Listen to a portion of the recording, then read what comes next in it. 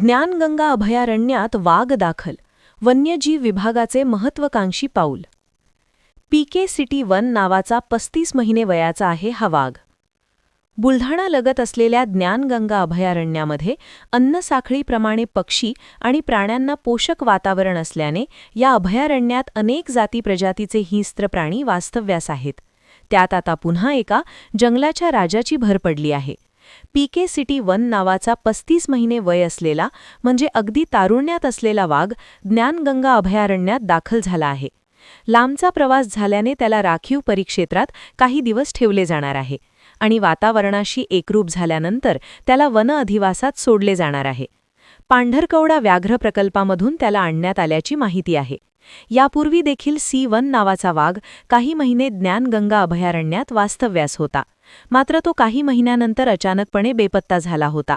आता हा नवीन वाघ अभयारण्यात दाखल झाल्याने वन्यजीव विभागाचे हे महत्त्वाकांक्षी पाऊल मानले जात आहे.